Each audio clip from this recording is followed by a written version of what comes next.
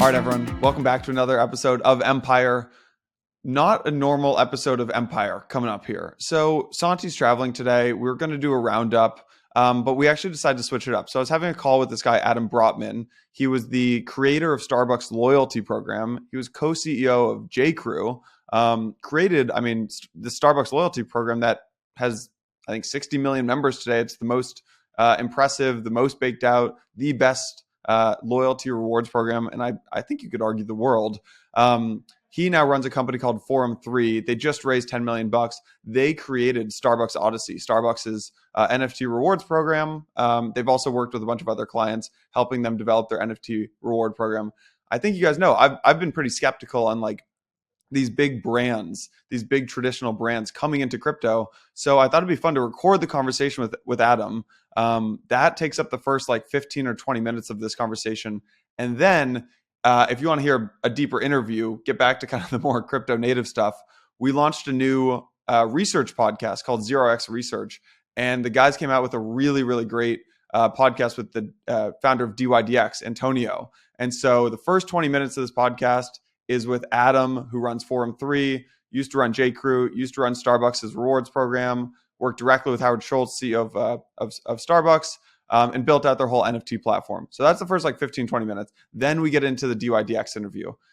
If you don't care about either of those things, that's totally fine. And you just want to round up for the week. Bellcurve is your podcast this week. So head over to the Bellcurve feed.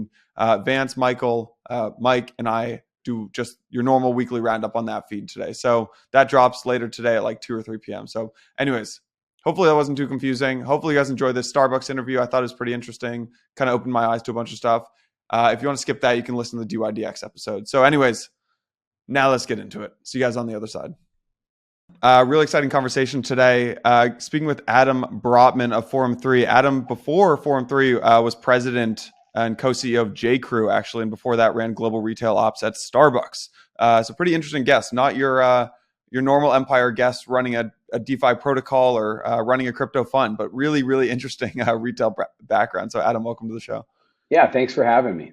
Happy to be here. Yeah, really excited about this. All right, so you're now running Forum 3. You guys just announced this $10 million raise, but I wanted to bring you on because we've been talking a lot about kind of what retail brands are starting to do in crypto. And my understanding is that you either led or you were pretty influential in helping Starbucks come on board with Starbucks Odyssey in crypto. So I think I'd love to just start there and just hear like the why behind that story. Yeah, sure. I mean, that story really starts in the summer of 2021, believe it or not, because I got into learning about blockchain and Web3 and crypto and NFTs all at the beginning of 2021 when my friend Andy Sack asked me to help him be an advisor essentially to his blockchain-based Web3 fund that he was putting together. So I went on my own learning journey, and when I stumbled across these non-fungible tokens, digital collectibles, whatever you want to call them, it was in February and March of 2021, and I was like, wow, of all the stuff with blockchain that gets me excited as a consumer marketer and consumer brand digital executive, if you will, I was like, whoa, this is really interesting because these digital assets are both an asset, a collectible, but also can form a form of an access pass because they're non-fungible. You possess them, and so community and loyalty and a bunch of things could sort of coalesce around this digital asset. And I'd never seen anything like that. So in the summer of 2021, I actually emailed the CEO of Starbucks and said, look, I'm not chief digital officer anymore. I was actually the CEO of a company called Brightloom that was a Starbucks sponsored company. And I was like, look, if I were you, I would look into these NFTs. I'd look into these digital collectibles from a utility perspective and from a loyalty perspective. And it opened up a conversation that ultimately didn't go anywhere until Howard Schultz came back onto the scene for his third tour of duty as CEO in early 2022. And by that point, Andy Sack and I, who had been working on this fund together, had created a company called Forum 3. That it was sort of a side company that I was working on while I was at Brightloom. And we were getting into this thesis we had about digital collectibles as an incredible storytelling and loyalty mechanism. And we were working with the author Ben Mesrick, and we were working with the Boston Globe.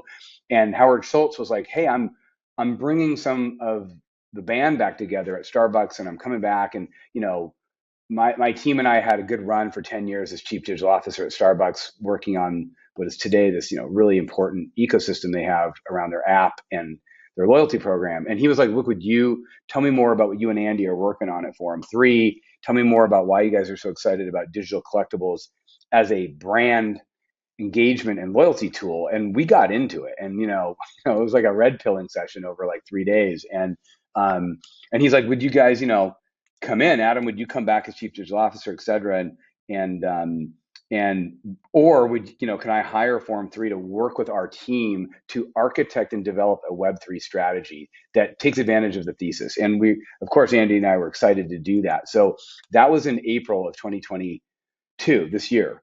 And for the last 6 months, we've been working closely with the Starbucks team, some of my old team, some new people, just a big cross-functional team at Starbucks that led by the rewards team, by the way, because right away you think about it, Starbucks has a industry-leading loyalty program. We're coming in saying blockchain-based digital collectibles can be an incredible loyalty tool and storytelling tool and brand engagement tool. So the loyalty team at Starbucks was the primary champion under the CMO Brady Brewer and Kendra, and then Ryan Butts, who's the VP of loyalty. That team was amazing. They were instantly able to sort of grok the opportunity once we started advising and explaining to them how this could work. And together, Forum 3 and the Starbucks cross-functional internal team started to put together and architect a plan for Odyssey. And that's what's getting rolled out, now this week. Yeah.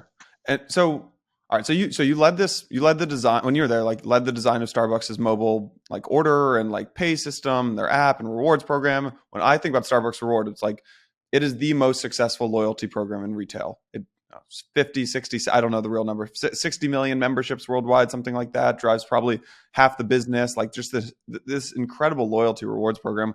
Why do you need, why, like, what's your pitch to the board or the team when you're like, all right, we need these NFTs? And they're like, okay, well, we don't, because we already built this incredible loyalty rewards program. Why do you need NFTs here? Yeah, a couple thoughts. One, great question, and you're right about everything you said, except I think that, and this is a testament to Starbucks and their brand DNA and Howard Schultz's leadership and the current, team under Brady and Kendra and Ryan, and there's a great team under the loyalty team there. They don't just stand still. Like, if you're not innovating, you're dying. If you're not moving faster to understand the pace of change inside your organization, to make sure it's faster than what's happening outside. Like, you could be leading one day and you could be dead the next day. I mean, just, to be cliche about it, ask MySpace, et cetera. So like you can be on top of the world. You cannot rest on your laurels. And a lot of that, by the way, was imprinted in that DNA of being innovative and moving fast is imprinted into the culture at Starbucks by, from the top, right? Obviously from Howard Schultz and others. And so notice how I was like, hey, you should do this thing, even though you're industry leading, because to me, where the world's going is that the consumer is changing. The consumer wants to have more control of its own data. The consumer wants to be more participatory in the brands it loves. In fact, it doesn't want to be a consumer. It wants to be an owner, a participant, a community member. It wants to be part of the story of the brand. That's particularly for Gen Z and millennials. But I just think in general, like, we live in this hyper digital world and the consumer is moving into a different mindset. And so for Starbucks, the opportunity is to build a layer on top of the loyalty program. Notice Odyssey, when you hear about it, it's not a different loyalty program. It's not a replacement of its loyalty program. It's taking advantage of the foundational assets that you have with tens of millions of engaged customers that already have a login, already love the brand, already are frequenting it. So why can't you give them kind of meet them where they are, to give them rewards and engagement that's not just this like linear, like, I spend money, I get discounts. I spend money, I get discounts. Now, don't get me wrong. I spend money, I get convenience and discounts. It's so important that it's table stakes. Like you said, it's the majority of the business. So don't you dare take it away, right? It's foundational, but it's not enough. Like you've got to keep innovating, you got to keep growing. So what digital collectibles give Starbucks and other brands an opportunity to do is say, great, I can actually manufacture, so to speak, on the blockchain a digital asset that also conveys an aura of storytelling and collectability, but has some kind of utility. It's got fun, it's got engagement built into it, it's got metadata, and it can be an access pass to amazing rewards. Now, in the case of Odyssey, we went pretty far with this and created a whole game layer on top of the rewards program that infused digital collectibles, points, rewards. Like we didn't just dip our toe in, if you will. And so I think that's the long-winded way of answering why a brand should be thinking about innovating on its loyalty program. Because my guess is today a loyalty program at most brands is going to be considered somewhat linear and stale. And secondly, like how you can use digital collectibles to sort of add on to your loyalty program without having to throw out the foundational work you've already done.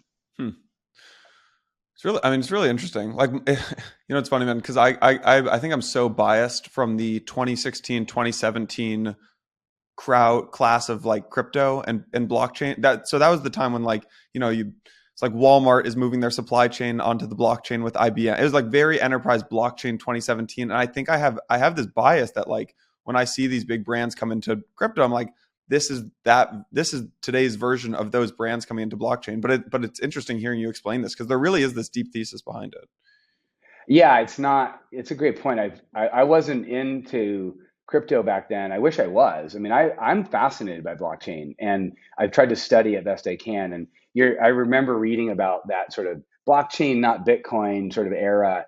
And yeah, I'm not saying that that's not an interesting idea, but that's actually just a skeuomorphic way of thinking about like a ledger or a database or like to me the fundamental. So I'll do my best to show you what a kind of a blockchain geek I can try and be. So I love that Satoshi, he, she, or they. I love that they invented a way to create a digital asset that's self-sovereign and possessable and ownable. Like that's a major, like that was a huge breakthrough because like we use digital media right now in our life every day and we do digital commerce every day, but it's not a normal thing for an average person to think about a digital asset. And so what happens with a lot of digital assets is they become cryptocurrencies and they become speculative, and there's a whole like we can talk for hours about what happens with what people typically think of crypto. But if you just get back to the basics of like what Bitcoin did is it created this concept of a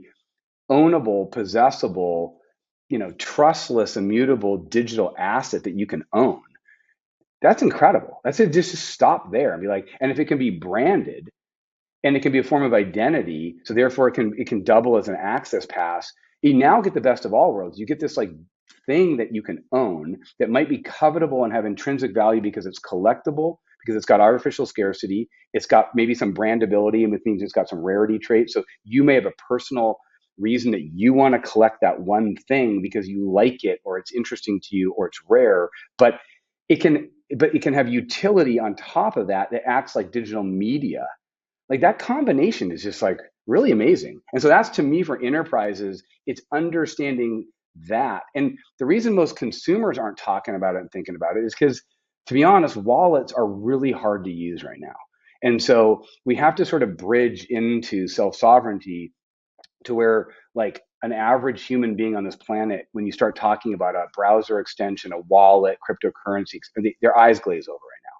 But if you can get them to a place where it's like, hey, you can participate by owning this digital collectible that has utility, and they can understand you and they can do it, like millions and millions, and I'd even say hundreds of millions of consumers will be like, that's cool. Like, yeah, I'd like that. Like, why wouldn't I want that? Particularly if it's free. Like, I'm not even getting into any speculative value appreciation stuff. Like, put that all to the side. Like, when you talk about building a physical collectible as a brand, like a sneaker or a bobblehead or a trading card or a unique piece of merchandise, if you're a brand, like whatever, like you don't talk about it as a brand as like, oh, and it's going to be worth a bunch of money someday. You talk about it as like a covetable thing that your consumers will love.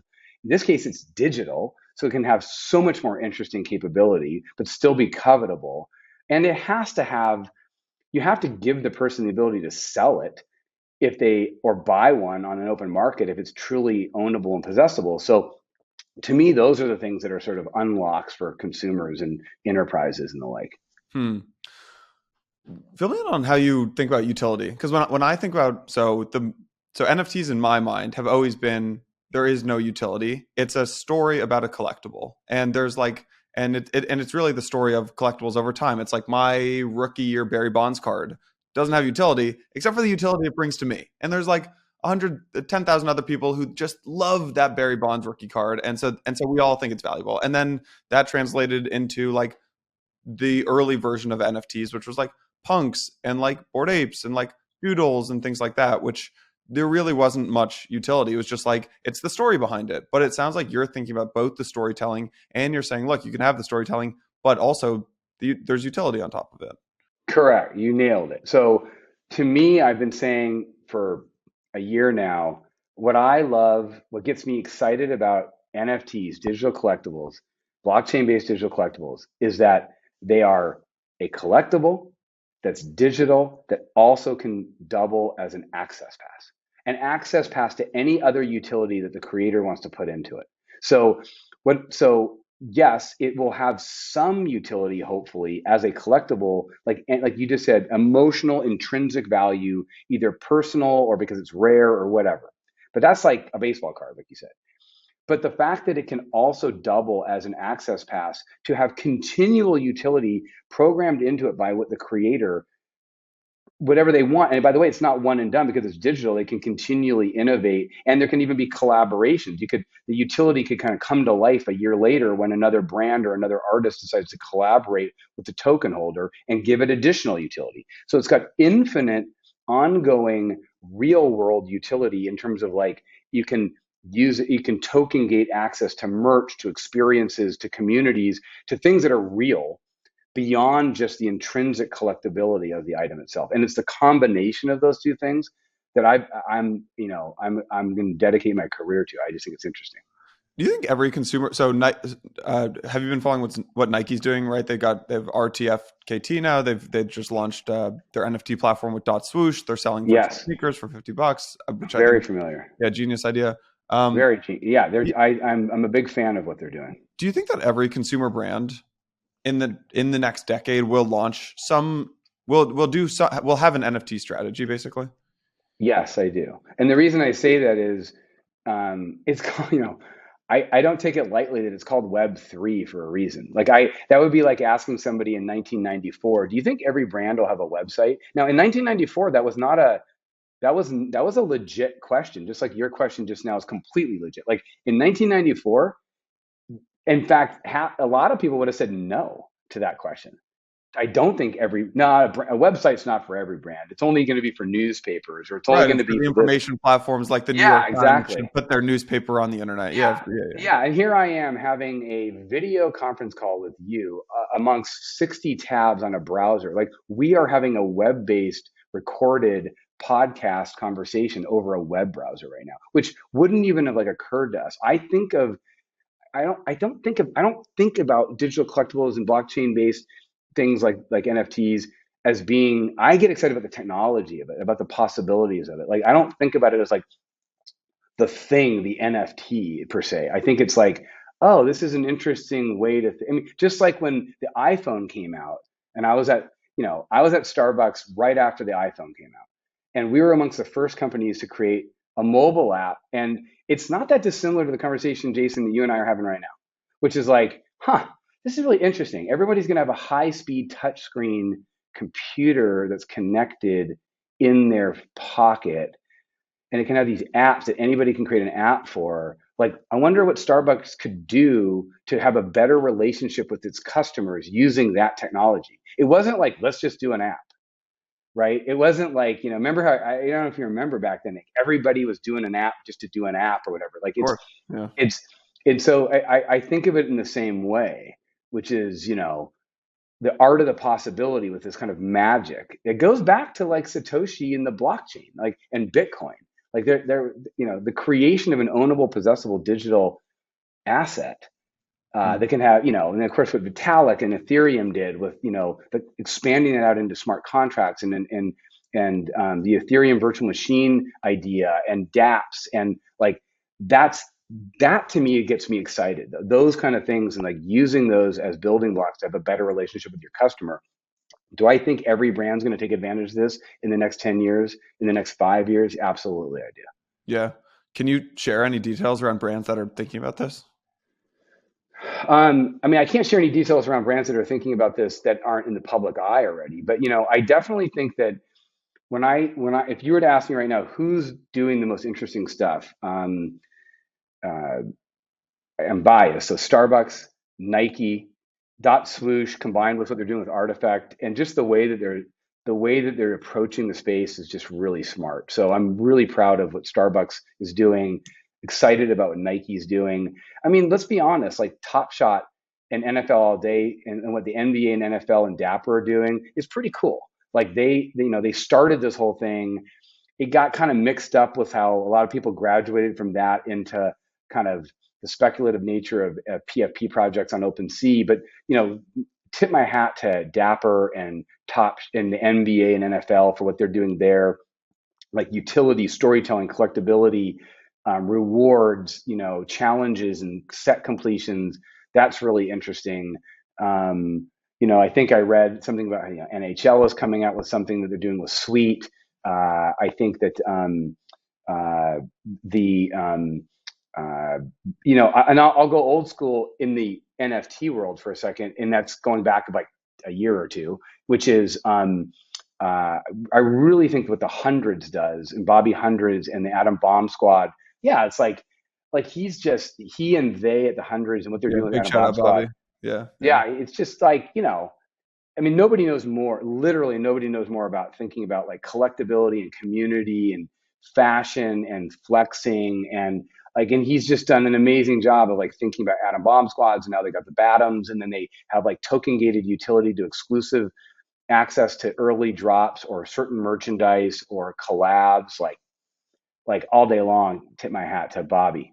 Do you have any thesis on what happens to like the OG? I know you have to jump in a minute or two here, but Yeah. like what happens to like the OG NFTs where there is no utility, and there's no utility and there won't ever be utility, like the punks of the world?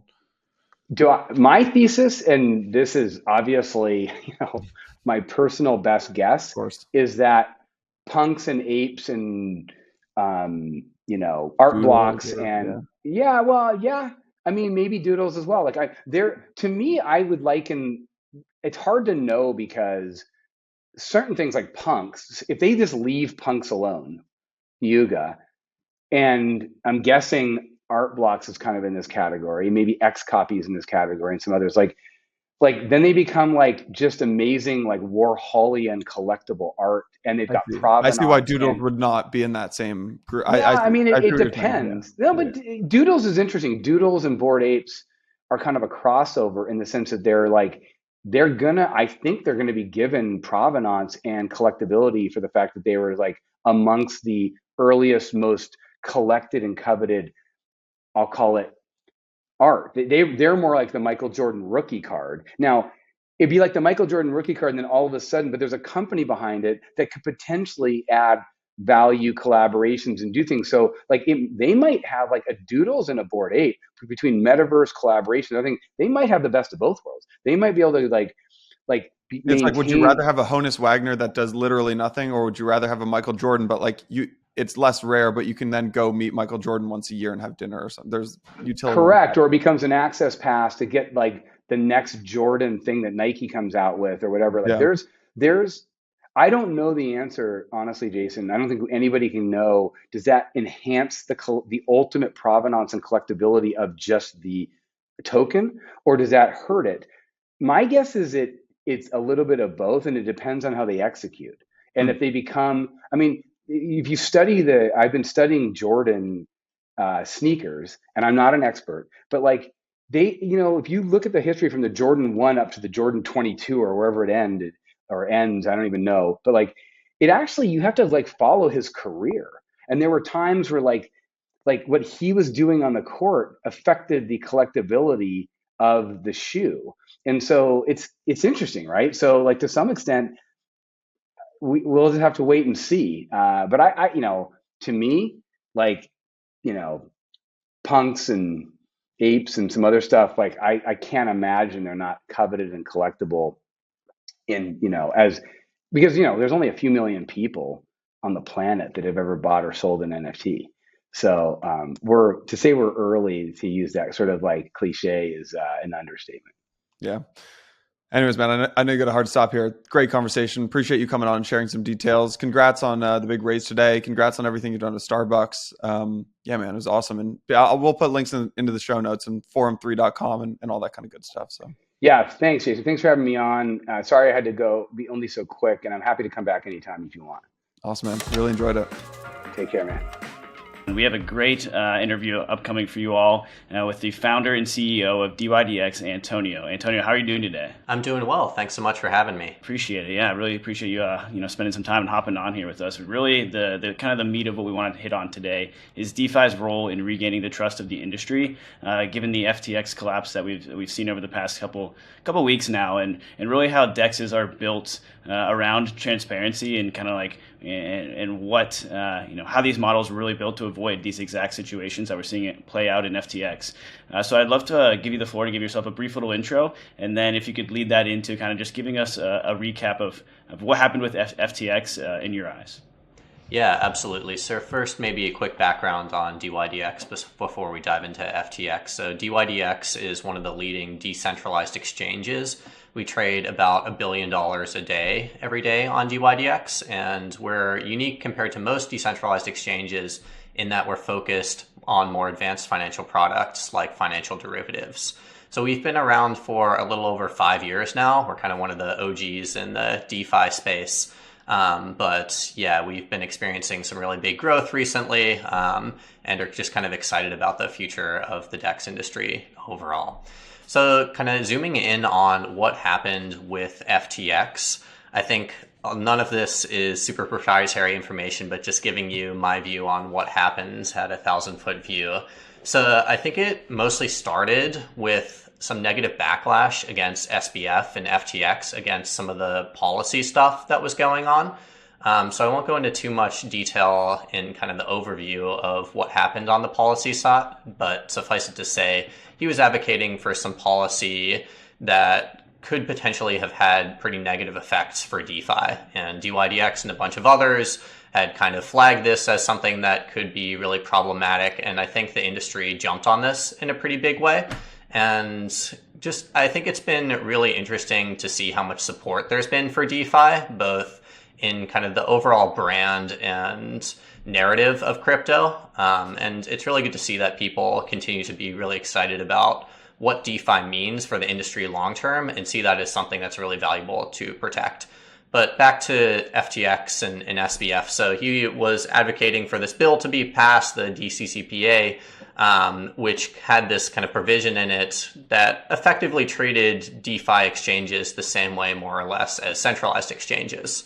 And we and a lot of other people in the industry think that doesn't make a whole lot of sense because it's fundamentally new technology. And even if a lot of the platforms wanted to comply, there probably wouldn't have been a path for them to do that under the way the legislation was currently written. So he got a ton of backlash against this. And I think this was kind of the beginning of the end in terms of exposing some of the flaws in the brand narrative around SBF and FTX. And I actually think that was really important. And probably the second part wouldn't have happened without this first part. But that was kind of the first part, and that was about a week or two before the ultimate collapse of FTX. Then fast forward another week, and this, I think it was the Block article, or somebody else had effectively leaked the balance sheet of Alameda Trading. Alameda, I'm sure everybody knows at this point, is kind of the sister hedge fund of FTX. And this kind of raised a lot of questions about, well, is Alameda solvent? This seems like they're holding a bunch of these not super liquid assets as collateral and making a lot of loans based off of them. And people were making, at the time, seemingly a lot of conspiracy theories about how this could potentially relate to FTX. A lot of those conspiracy theories ended up being true, right? We didn't know that at the time. But people were questioning, is FTX solvent? How much exposure could they potentially have to this? And fast forward a few more days, and then the really big thing that started happening is people started losing confidence in FTX. And that resulted in this run on the bank situation where tons of people started withdrawing their funds from FTX. I forget what SBF said the total amount requested to be withdrawn from FTX was, but it was a lot, probably on the order of like 50% of the entire assets on the exchange. And there should have been no problem for them to handle, right, if they had just had all of the funds sitting there in cold storage or something secure like that. But that wasn't what was going on, clearly. And I think fast forward 1 or 2 more days, and we didn't hear anything from SBF or FTX for a day. And everybody was like, hey, what's going on? And keep in mind, all of this was pretty much just playing out on crypto Twitter and in a few crypto native publications as well. But still at this point, most people thought that FTX was totally solvent. There were still some rumors, but the things I was seeing most people say were like, hey, this is pretty sketchy, but yeah, 99.9% chance FTX is solvent, right? But still, this is a little bit sketchy. And then I think the bombshell tweet the next morning was SBF tweeting that they were getting acquired by Binance. And I saw this, so I woke up and I think it was morning on the East Coast at the time, and I was like, holy hell, like what the heck? how could this possibly have happened? I thought it was a joke at first, to be honest, kind of a bad joke. But then I saw CZ's tweet effectively confirming it from the other side that at least at that point in time, they were planning to acquire FTX.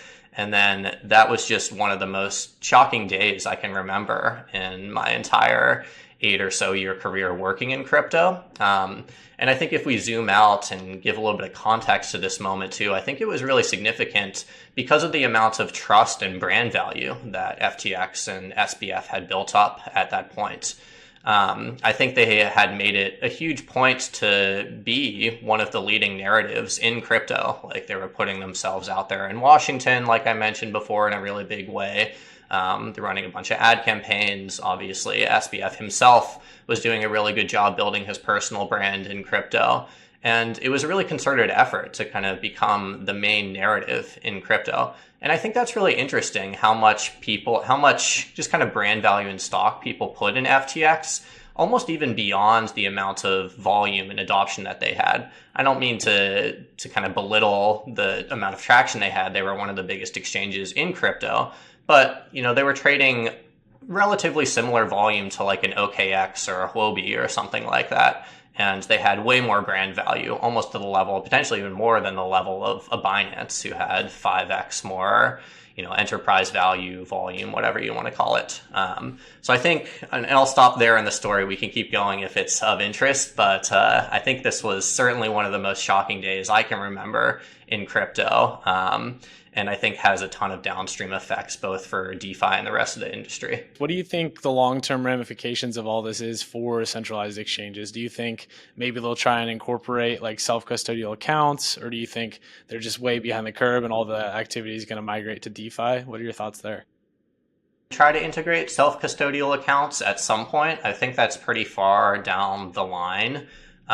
Probably 5 to 10 years down the line, if I had to guess, and potentially even never. I do see some positive movement from centralized exchanges in terms of transparency, specifically around things like exchanges stepping up and doing proof of reserves. Slight tangent, but I think some of the proof of reserves as they currently stand are a step in the right direction, sure, but they are a bit problematic as well in that they really don't tell the whole story, right? Even if Binance says they have, you know, I don't remember exactly what the amount is, but say $10 billion of crypto or whatever the case may be, you know, how do you know that that sums up to all of the balances on the exchange? And even if you know what some of the balances on the exchange are, you don't know what the liabilities of the exchange were. So even if FTX had done this, you wouldn't have been able to see their liabilities to Alameda or whoever else they had. So it really wouldn't have solved kind of the root problem here. With that being said, I think the move towards transparency and the industry demanding that is a positive step. I think longer term, and this is kind of what I talked about to the dYdX team right after this happened, obviously, this gives me a ton more conviction in what we're building in dYdX and in DeFi more broadly. That's always been the goal, is to try to build a financial system that is transparent, that is secure, and where this kind of stuff just fundamentally can't happen, right? And I think it, unfortunately, a lot of times takes times like this for people to realize that that's the case.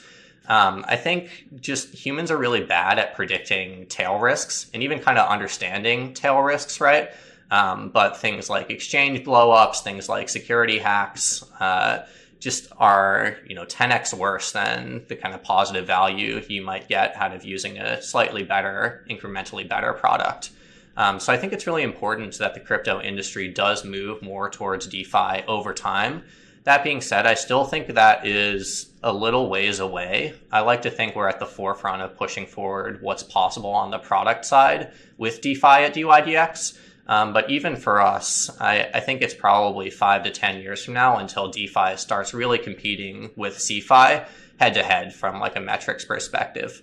I just think that this technological change takes longer than people think. And I actually think that's kind of the root cause behind a lot of the price action, behind a lot of the hype action that we see in the space overall. Right. Like, I think the narratives in crypto, almost from the very beginning, have been right, basically. Like, you can be your own bank. That, like, absolutely was a real narrative that has played out with Bitcoin. With DeFi, it's like, you can be your own exchange. We can create this financial system that's based on code. And we're getting there. There's some really useful products like dYdX, Uniswap, Compound Aave, and others that exist right now. Yes, they don't have the metrics that centralized products have yet. And I think that kind of makes this dynamic play out where, there's a new narrative that's fundamentally enabled by a new technology, but then the technology kind of sucks. Then like people get excited about it, right? But then the technology kind of sucks. So people are like, oh, this is shit. Like, dump all the prices, DeFi sucks, like I'm out. And then a little bit more time goes on and like the next generation of products are built and people are again like, oh, wow, like this could be the future, but then people get too excited about it and then it, booms and busts and booms and busts. But directionally, it's up and to the right. And I think we've seen that with crypto since the early days.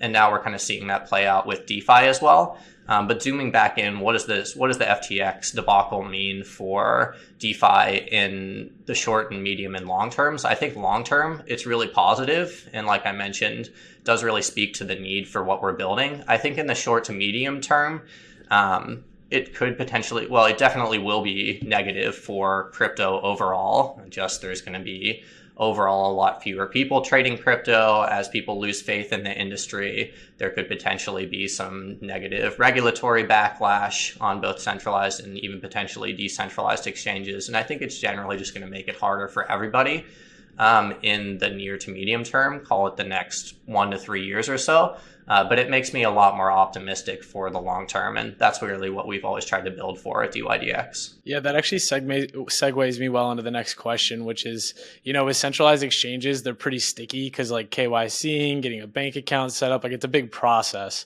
But then in DeFi, you have open source code and, there's increased competition because people can just fork it. And then you've also got really low friction to move from one protocol to another and, people vampiring, attacking liquidity. How do you view actually creating a sticky product in DeFi?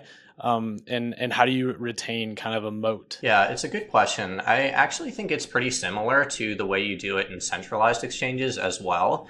You do it through brand predominantly, and that's not to say it's some like big marketing sham or something like that. I think the fundamental technology really plays into the brand, right?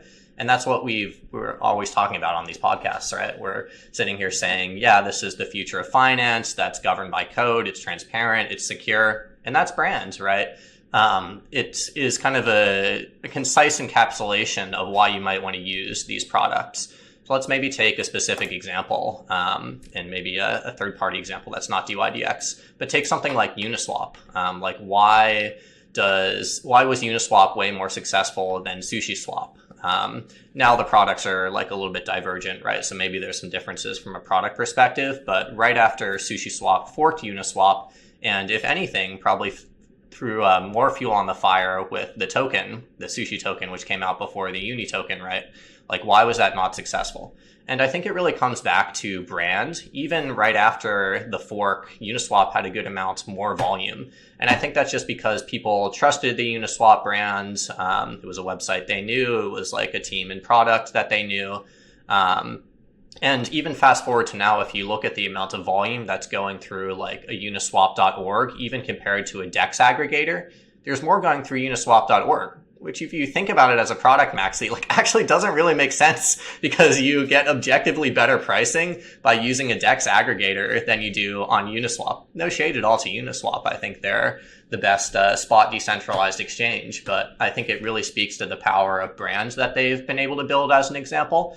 And I think it's really the same case if you look at something like an FTX, and that was kind of where I started my story, right? Because I think it's a really important backdrop to literally the fact that they were misappropriating user funds. They lost the faith of the community, and their brand really started to suffer.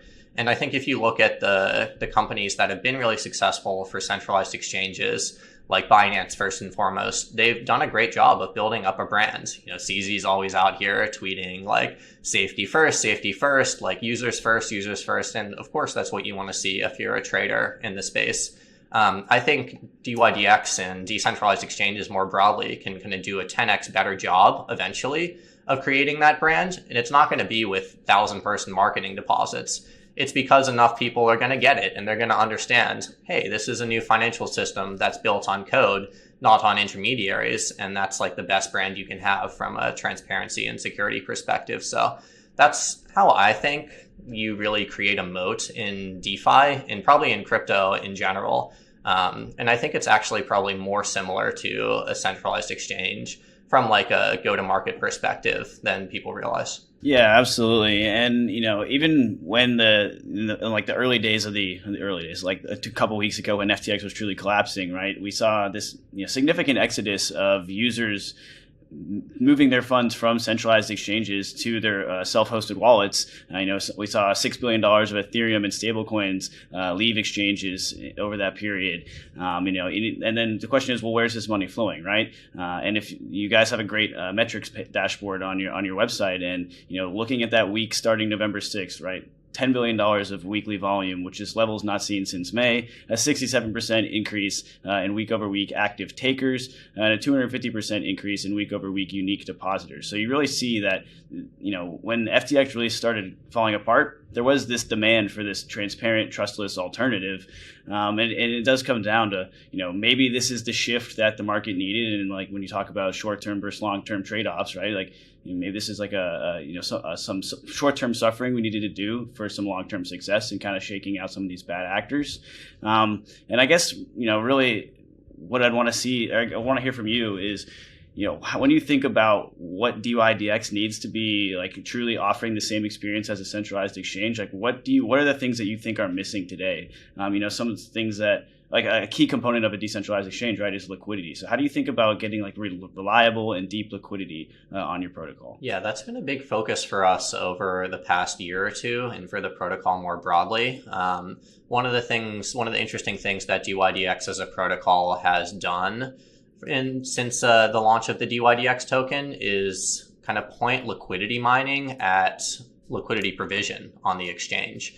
And for those who aren't aware, dYdX is not an automated market maker. It's an order book based exchange. And that's pretty intentional because we feel it gives us the best ability to create really liquid and deep markets. But it's a trade-off, right? It's not objectively better than automated market makers. And the trade-off the protocol is making here is that you require kind of more professional liquidity providers, basically crypto hedge funds, to step in and provide a lot of this liquidity. And on centralized exchanges, they're normally incentivized to do this. Like the centralized exchange will do things like give them loans, potentially give them monthly rebates, potentially give them preferential fee tiers, all to kind of incentivize them to provide better liquidity on their exchange versus competitors.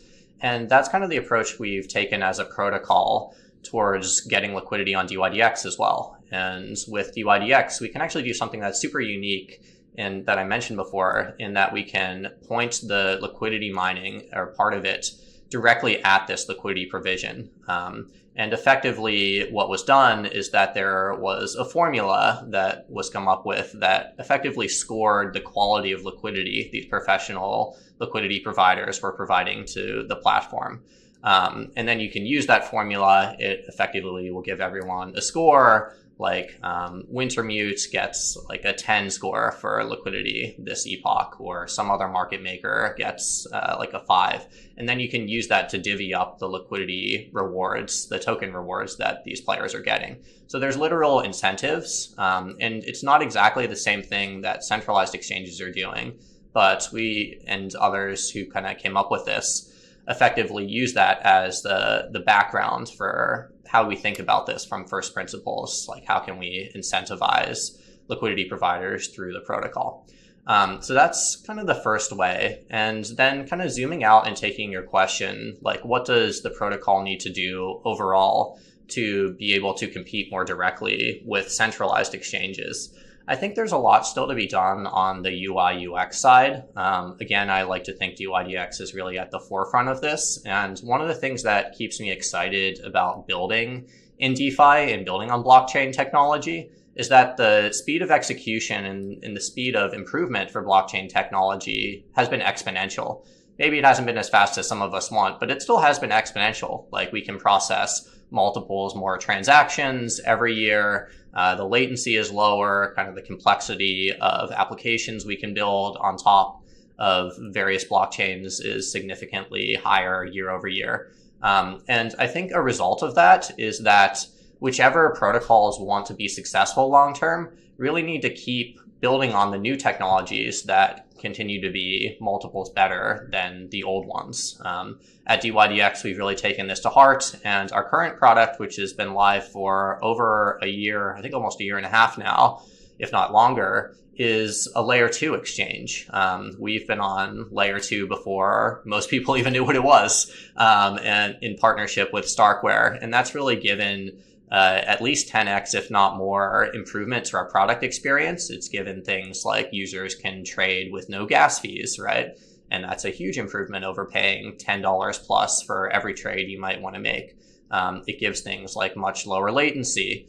And we're really looking to continue that into the future.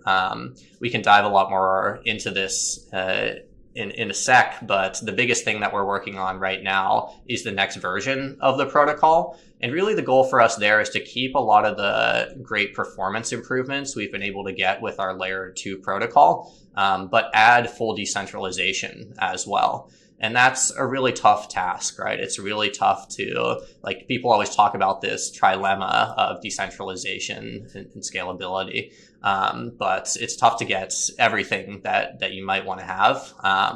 But really, we're trying to push forward and use some of the new technologies that are available to us. Like specifically, we're building the next version of the protocol, V4, with our own Cosmos-based blockchain, and kind of moving off of the Ethereum landscape. And we can dive a lot more into that. But we really feel like it gives us the best opportunity to potentially build the best possible product long term. Saying just a little bit more about what DeFi needs to do, I think, from a product perspective, I think UI UX is really critical. It's just a lot of basic things, right? Like, how are we going to be competitive with Binance when on a lot of platforms, at least, people are still paying upwards of $10 in transaction fees per a single trade or action, right? That's ridiculous, right? That's clearly worse. There are some things that are obviously better about DeFi, like the transparency, the security, even some UI things, like it's actually way easier to onboard to most DeFi platforms because you just connect your wallet. You don't have to go through this lengthy onboarding process of doing KYC, like setting up your 2FA for all these different accounts, et cetera, et cetera.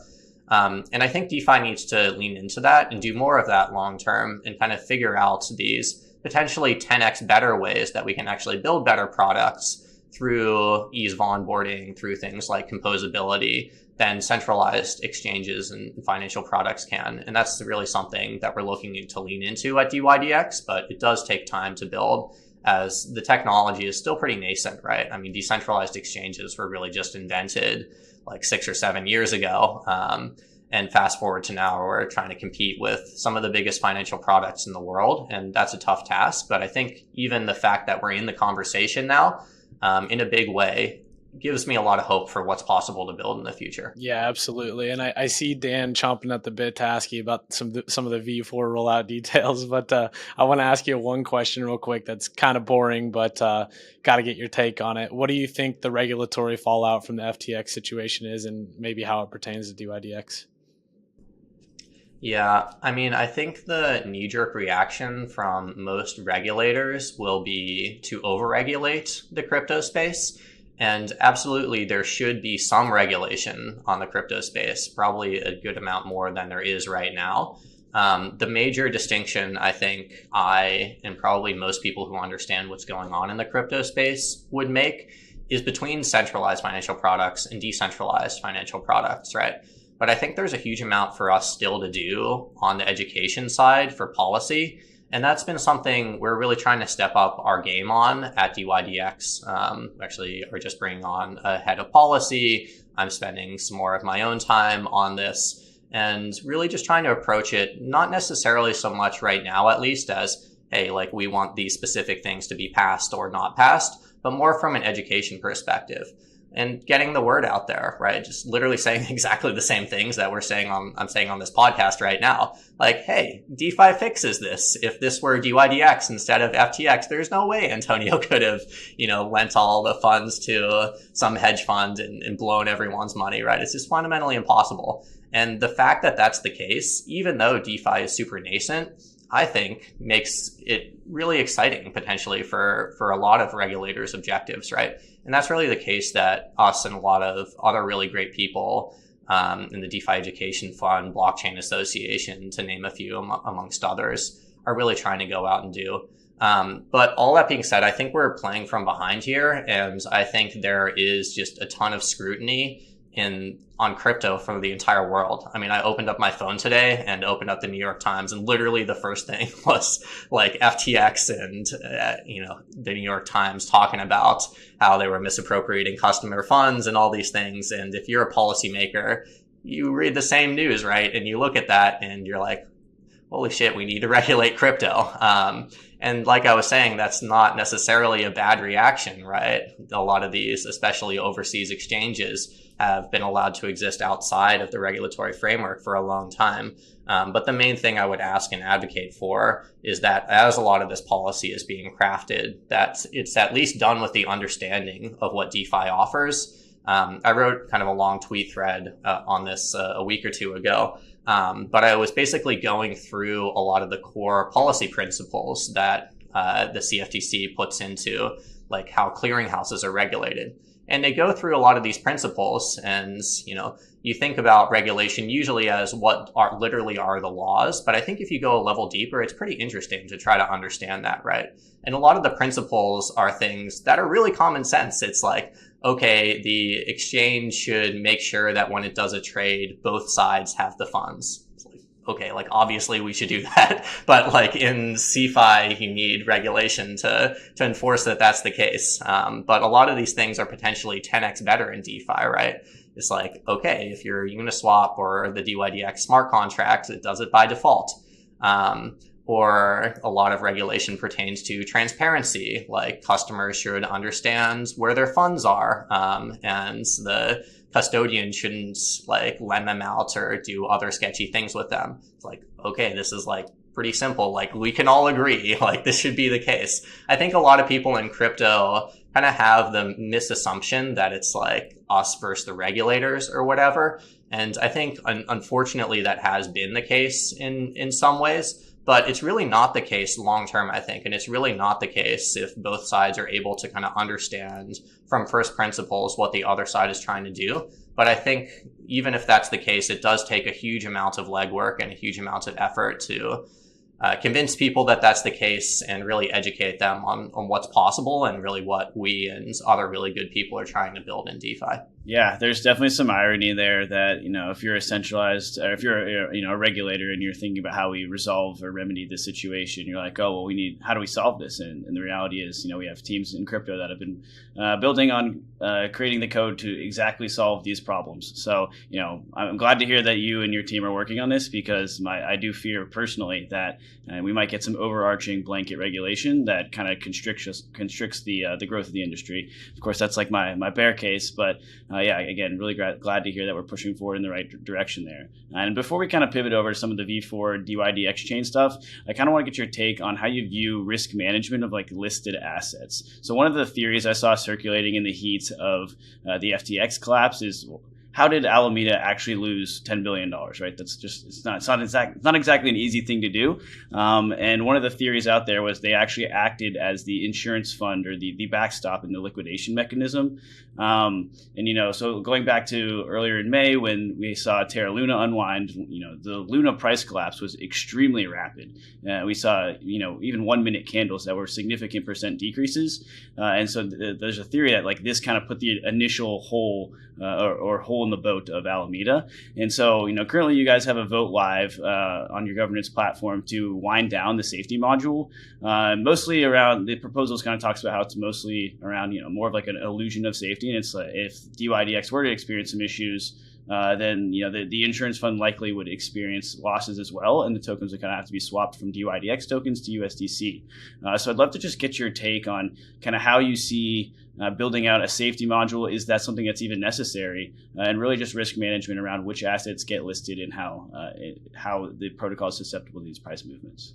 Yeah, absolutely. So it's a great question and a really big and kind of deep technical topic here. On the first piece with kind of the financial stability of, call it the derivatives contracts on FTX and other platforms. So yeah, I mean, I think that's certainly a theory at this point. I wouldn't be surprised if that were the case, but I would also guess that the bulk of funds that Alameda lost were more based on a lot of their venture investments and probably lending activities that they were doing. Just the notional value of a lot of these derivative contracts, I'd be surprised if it were high enough that just from bad liquidations or losing money on liquidations, they could have lost that much money. But that being said, like, it absolutely is a risk. And I think one that just takes a lot of financial modeling to look at what are the appropriate risk parameters to set for a lot of these financial contracts. We do a lot of work behind, and others do a lot of work behind the scenes to set those parameters effectively on dYdX. And I think the advantage of something like dYdX is, first of all, that it's transparent. I mean, I've said that a million times, but I'll keep saying it.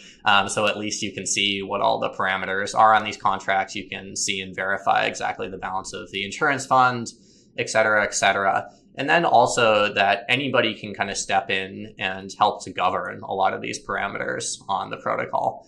And one of the interesting and I think exciting things about dYdX governance specifically is there's a lot of really good people that are participating in it right now, and a lot of people that really know what they're talking about. Like some of the biggest participants in dYdX governance have been a lot of the trading firms, and also a lot of the really good kind of more research focused firms that are looking at a lot of these DeFi protocols.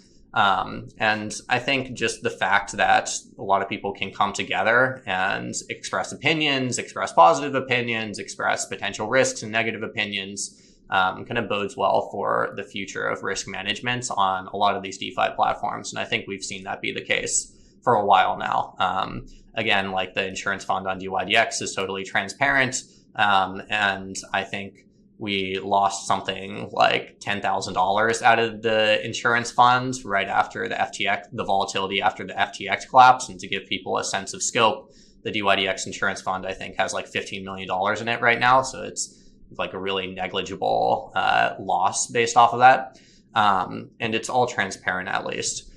What you were talking about with kind of the dYdX safety pool as well, I think does play into this a little bit. That's slightly separate from setting appropriate and kind of safe risk parameters across the contracts themselves. But kind of the original thesis behind having that fund was just to have some backstop liquidity and effectively funds to be able to step in the event that the protocol loses money and it eats through Sorry, maybe taking a step back. There's like 2 different insurance funds on dYdX. The first insurance fund is really financially similar to how the insurance funds work for perpetuals on Binance, FTX, and other platforms, in that they're paid into as people get liquidated on the platform. So it sort of like slowly grows. And then if there are times when there's extreme volatility and you can't liquidate people fast enough, then that insurance funds will like potentially drop in value.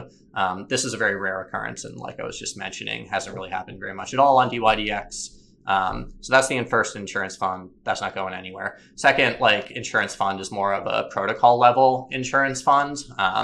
And on dYdX, the way this worked was pretty simple. There was a smart contract where users could stake dYdX tokens in exchange for some newly minted supply, basically liquidity mining, staking rewards on dYdX. And kind of the problem, and you alluded to this, that some people had raised on the governance forums, is that it's reflexive, kind of in a negative way, right? So suppose there were, God forbid, a huge security vulnerability or just like some financial attack on dYdX and the protocol started losing a lot of money. Probably that would impact the token price. So at the time you need it the most, the amount of funds like in this insurance pool that is all made up of dYdX tokens would go down. And then people would see that there was a hack or there was an exploit or whatever. And then they would also see that, oh, hey, like what is the insurance fund going to do in this situation? Probably it's going to sell off some of these dYdX tokens to try to repay back the protocol. So that would drive down the price even more. And then it just kind of creates this vicious cycle where potentially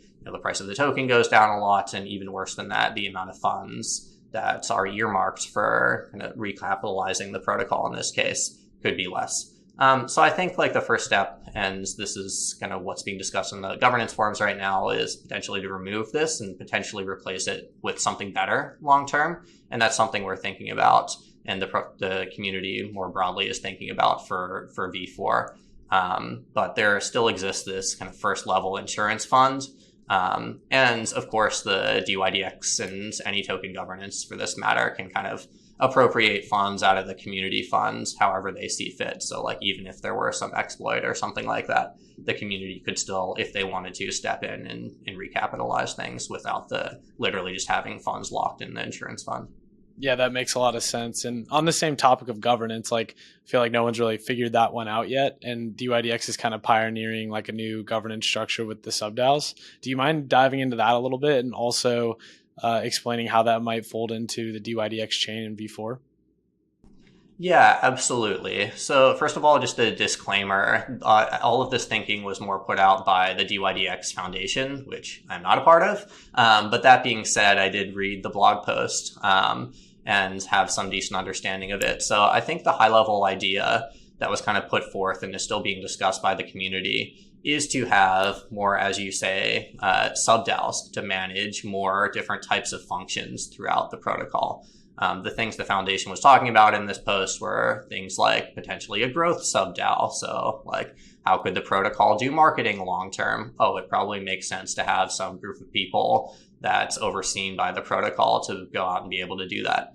Or how could the protocol do customer support long term? Like clearly that's a really important part of any product. But as the protocol really pushes forward towards not only decentralizing the product, but decentralizing the organization as well, I think this is a way to do it that makes a lot of sense, right?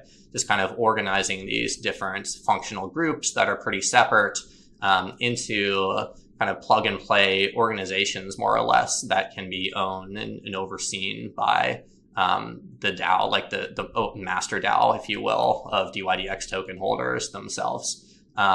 So I think there were some ideas like the growth one, the customer support one. There, I think, also was a operations SubDAO that they proposed to kind of make it easy to make and administrate all the other DAOs, because it's actually quite hard to like spin up all these legal entities. Like nobody really knows what it means to like be employed by a DAO yet. So what does that mean? And how can we have just a lot of really plug and play infrastructure as a protocol for a lot of these SubDAOs long term? So I think it's still something that's being discussed and does have decentralization trade-offs, but I think it's a really interesting and kind of exciting way to pursue this like second, but also really important goal of decentralizing not just the protocol, but the organization, and call it just like group of people behind the protocol itself. So I'm excited to see more discussion of that going forwards. Yeah, we're still kind of feels like we're trying to discover the silver bullet within DeFi of like what the best governance model really does look like. We've seen some good experimentation with kind of what this SubDAO model looks like. So I'm excited to see another protocol discussing really pushing that forward. But kind of like kicks us off into the V4 section of this, which as Sam alluded to earlier, I'm super excited to get into. I know you all have been working on dYdX chain for a couple months now, and that's a pretty massive undertaking, kind of starting your own chain up from scratch. So I'd love to just get a general update on how the last couple months have gone and where you all stand with the build today. Yeah, absolutely. So we've probably been working on it for 9 months plus at this point. And fast forward to now, pretty much the entire team, at least the entire engineering and product team, is laser focused on V4, which is the same thing as the dYdX chain. And as the name suggests, and as I mentioned before, the thing that we're building here is our own blockchain. And the way that we're doing that is developing based on the Cosmos SDK, which is kind of a plug and play way to spin up your own blockchain. I talked some about this in my initial blog post and on a couple different podcasts and stuff more around the time that was announced, so I won't go too deep into it right now unless that's of interest. But the main reason that we decided to build our own chain is to decentralize really the core part that is centralized on dYdX v3 right now. And the core part that is centralized on dYdX v3 right now is the matching engine and kind of the order book. We effectively run that in a centralized way through our company right now. The protocol in v3 is still totally non-custodial and smart contract based, but we do run the order book and order matching engine for performance reasons. You might ask, why do we do this? And the reason is that it's really hard to decentralize an order book and an order matching engine. And the amazing reason for that is because matching engines require a really high level of scalability. To kind of give you a sense, on the dYdX v3 matching engine right now, we process about 1,000 orders per second. And matching engines for platforms like Binance or like the New York Stock Exchange process orders of magnitudes more operations per second than we do. But we wanted to fully decentralize the protocol. That's really aligns with the ethos of what we're trying to build and what makes sense for DeFi long term. So we kind of took a step back and thought about, well, how can we at least attain an equivalent level of performance to the dYdX v3 matching engine right now with, call it on average, 1,000 orders placed and canceled per second. And we took a look around at all the different scalability solutions. Right now we're built on top of Starkware, which is a layer 2 rollup on top of Ethereum. Looked at other layer 2 rollups. We looked at scalable layer 1 chains like Solana and a few others. Obviously, we looked at building our own chain, and we asked ourselves, hey, which of these platforms can support 1,000 orders placed and canceled per second? And not only that, but with really low latency and also with ideally little or no gas fees, right? Because market makers really don't want to pay a lot of gas fees just to be able to put quotes on the book. And the answer we got back was none of them, not even close. So we went back to the drawing board and we were like, okay, well, that's cool. Like we want to build this order book based decentralized exchange and we can't do it on any blockchain. So what are we going to do? And the answer we came up with, I think, is pretty novel and we're pretty excited about and really is uniquely enabled by Cosmos, thus the story. But the answer we came up with is to build an off-chain but decentralized order book and matching engine. And the way we're doing that is we're coding it directly into the open source software of the validator, sort of as like a sidecar that they run. And this is really uniquely enabled by Cosmos, right? Because you, as the developers, effectively can write into the open source software what the validators are going to be doing, right? And some of the things the validators are doing is normal consensus stuff.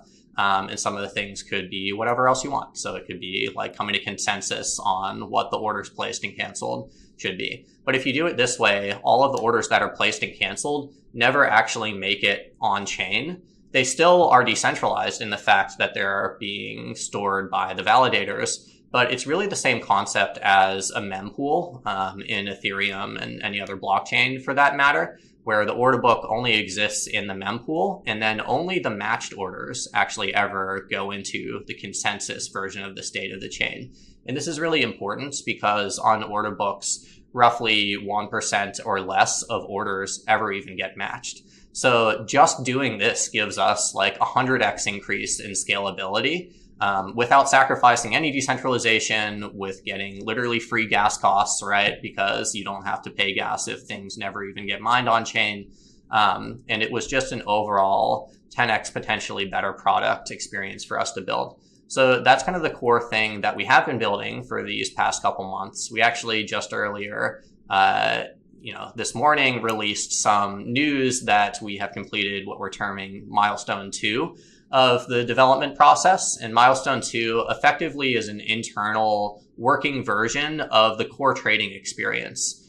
So we have this testnet up and running internally right now. There are bots that are placing orders, that are canceling orders. The validators that we have running internally for the testnet are coming to consensus on the orders that are placed. There's things like liquidations, et cetera, happening. But yeah, we're pretty excited about the progress that we have made so far. And happy to dive into a lot more of that and kind of where we're going in the future. But you're absolutely right. Building your own chain is pretty hard mode when it comes to development. There's just quite a lot to do. Just a lot of things you wouldn't normally expect. Maybe just to give one specific example of that. Another thing that we're building in addition to the core validator software is what we're calling an indexer, which is sort of an entire another layer that exists from the blockchain itself. It's sort of something similar to a really custom built version of like an Alchemy or an Infura or something like that. But the really cool part about this is that the indexer is going to be open source as well. So anybody can run an indexer. There could be reference indexers that probably some of the front ends will use, but it's actually a good bit more decentralized even from like an indexing perspective than pretty much anything else that's out there right now. But the indexer will do things like stream all of the data about what trades have happened on the chain, what orders have been placed, et cetera, et cetera. And then it'll translate it into a format that's really custom made for dYdX. And what do I mean by that? It'll literally create a REST API that's really similar to a centralized exchange, but for all of the data that exists on the blockchain. So there could be like a REST API that's like, get my orders placed for like, the past year or whatever, and it'll return it. And it's just a much more efficient and much better product experience to go through this versus going directly to the chain itself for all of the read level queries. That's actually like a huge undertaking. Building the indexer is like almost as complicated as building the blockchain itself, but something that goes on a little bit more behind the scenes and is something that we're really focused on to drive the best possible product experience. But there's quite a lot to build, but we're making good progress, TLDR. Well, as a data junkie myself, hearing the creation of the indexer, really, that seems to be like a novel creation that makes data more accessible. And as somebody who's like addicted to building queries on blockchain data, that gets my interest going.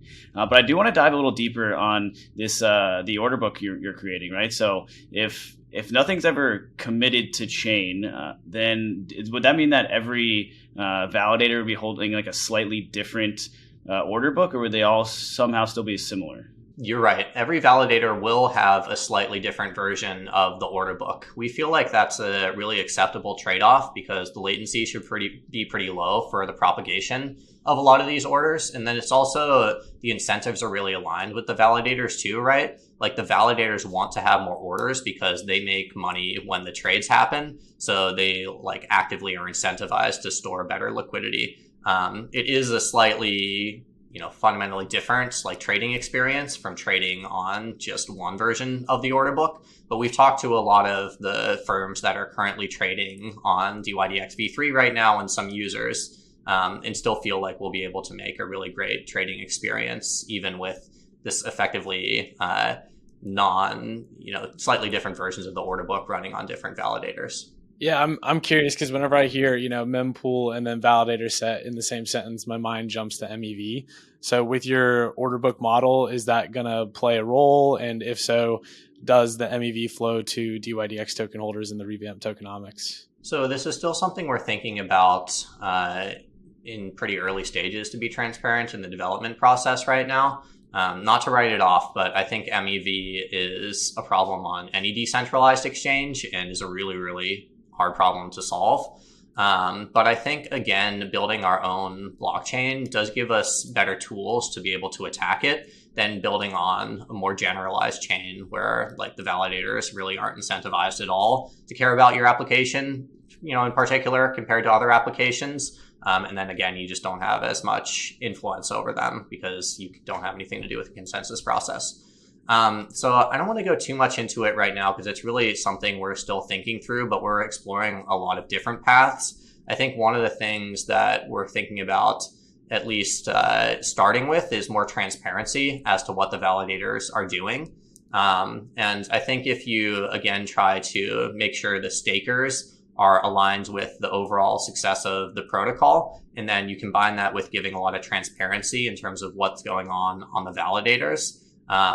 And it's hard to do, but if you look at things like validators, even before they mine a block, committing to what the ordering of the transactions is, sort of in real time, or you look at things like what's the average execution price, or like the average amount of slippage you might get on validator A versus validator B, you can sort of run some analytics where you're like, oh, validator A is, probably doing a good amount of MEV, so let's adjust our stake weights against them and kind of make the incentives for the validators, at least in the long term, not make sense for them to do MEV and try to just make them more aligned with the protocol overall. So that's kind of the first layer of attack. The second layer of attack, again, we're really starting to just think through at a high level. But Cosmos enables some pretty interesting things in terms of kind of collaboration between validators. There's basically this step in the Cosmos and Tendermint consensus process where you can get like effectively all the other validators to like comment or like give data or like approve or disapprove what's in a certain block. So just as a high level thought, we're kind of exploring, are there ways for all the validators to kind of act together in concert to come up with like what is the actual state of the matches that happen versus just like literally whoever the leader is, kind of proposing, whatever they want. So those are the kind of ways we're thinking about attacking it long term. But definitely it's still a work in progress, and I think is still more in the research phase for both us and other chains. Yeah, it's cool to, when you think about like building on an app specific chain, you get this extra design space of the validator set. So using them to kind of like build out what your chain can do or what your protocol can do and how you design that is super exciting to see someone like pushing forward and pushing what can be done in that side of the equation. Of course, leaving a general purpose chain, you do have some trade-offs, of course. And so like on a general purpose chain such as Ethereum, you already have this massive base of users that already has assets that are compatible with your protocol. So how do you guys think about solving the bridging problem and moving assets onto dYdX chain? And does the USDC and Circle chain coming to the Cosmos, does that kind of do you plan to use that in any way? Or I'm just curious to get your take on how you think about bringing in users to assets. Yeah, absolutely. So first of all, it's a lot easier for us versus a spot decentralized exchange because we only need the collateral asset or potentially in the future assets that we'll support to exist on the chain. And then we can just synthetically create all the other derivative contracts people want to trade off those assets. So right now, dYdX is single collateral in that we only support USDC as collateral on V3. And at least for the launch of V4, that'll almost definitely be the case as well, that only USDC is supported as collateral. Thinking about multi-collateral for the longer term, but probably not out of the gates.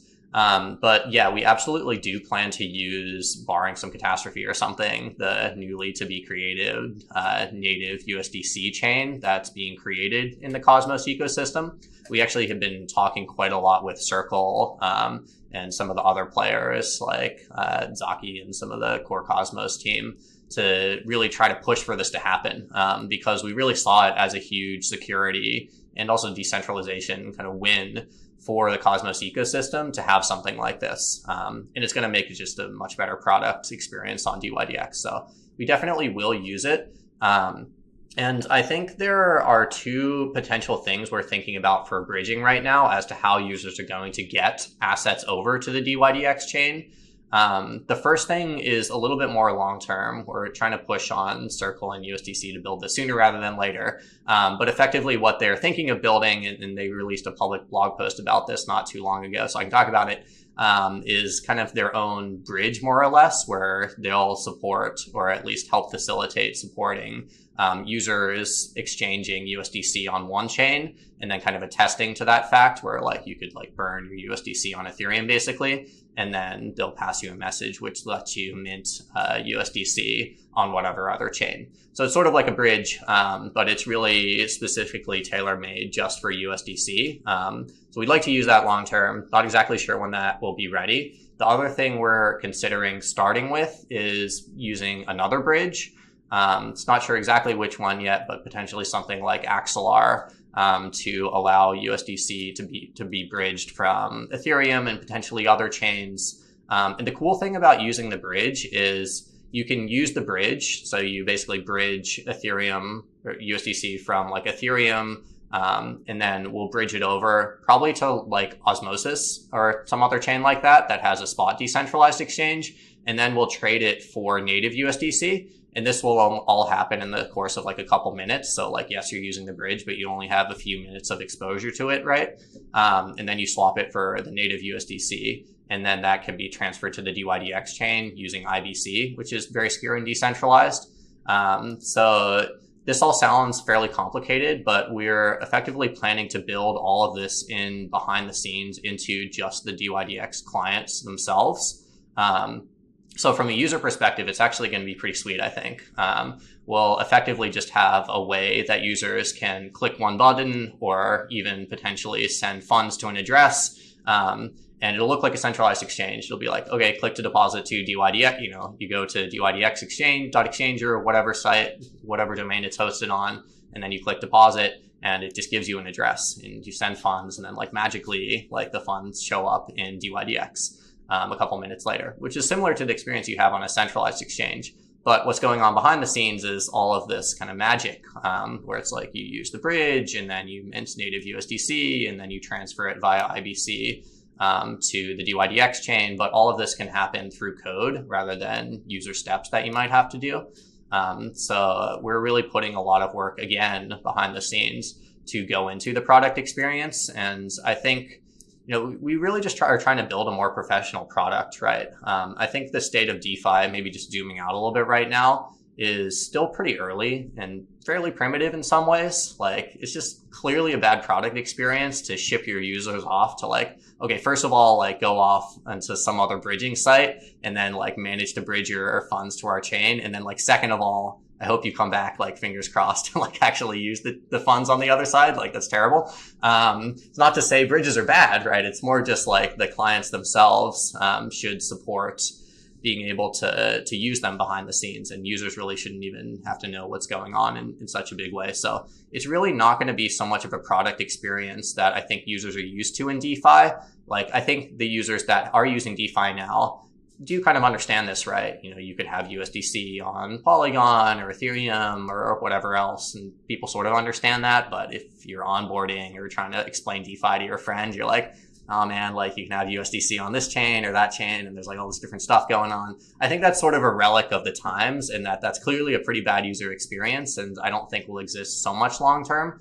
But that's kind of a bet that we're taking on the product side with V4. And really the goal is to try to build something that feels like a centralized exchange in the ways that centralized exchanges are good, right? But still has a lot of the advantages of a decentralized exchange in the ease of onboarding, in the transparency and security, et cetera, et cetera. And it's hard to build. Like, there's a ton of stuff behind the scenes. It's like, oh, now we got to go integrate with all these different bridges, and we got to do all the IBC transactions for you and all this other stuff. But I think that really is what's required to build a great product experience, and thinking about the user journey from end to end. And that's what we're trying to do. Yeah, absolutely. That sounds incredible. I'm like extremely excited to check it out whenever you guys launch the V4 chain. But I guess my last question, because you've already been so generous with your time, and then Dan, I'll pass it back over to you if you have anything else. But you've seen a lot of success with GMX's token model and like, returning some of the platform fees back to token stakers or LPs. Is that something, I believe I saw you tweet at one point, that's something you're considering, but